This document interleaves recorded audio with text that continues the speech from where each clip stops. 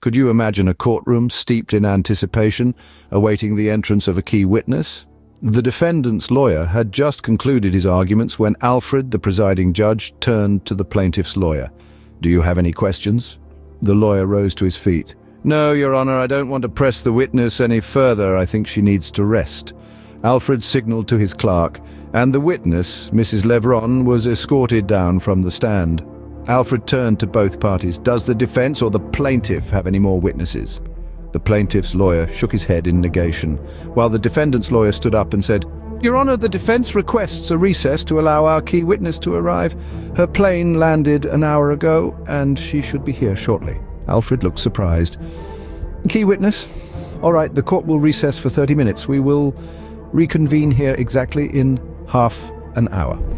As Alfred exited, a man with purple hair entered the courtroom, keeping everyone entertained during the break. Half an hour passed and court was back in session. Alfred, the esteemed judge, turned directly to the defense lawyer. "The defense is ready, I assume?"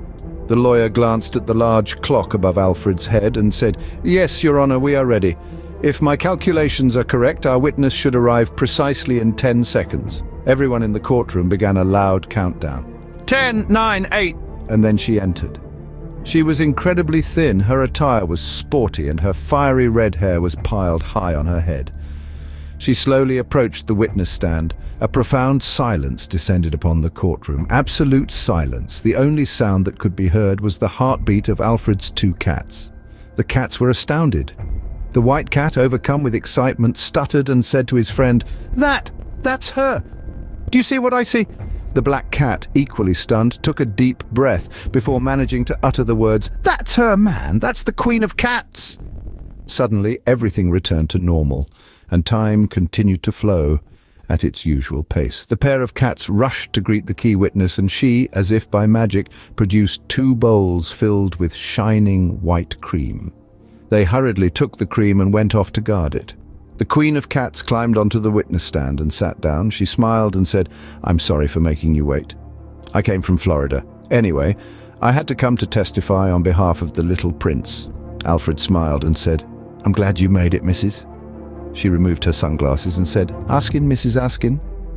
Alfred continued, "All right, so the defense said you're their key witness. Shall we start?" He signaled to the lawyer of true love, and he stood up and began, "Mrs. Askin, welcome to our country. I'll start with my first question. How long and in what capacity do you know the defendant?"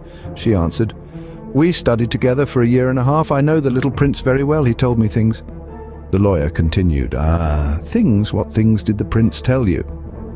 She looked at me and said, "Everything he went through. I'm familiar with the story with Indira. Mrs. Levron's story is not new to me either." He asked, "Mrs. Askin, did you have a romantic relationship with the defendant?" She answered, "No, we didn't have a romantic relationship. I was aware that he was very fond of me, but we were and still are very good friends."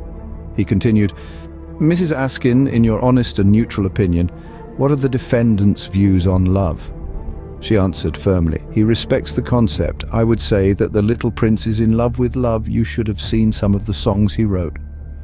Suddenly he looked at the jury and said, "Did you hear that? The defendant is in love with love.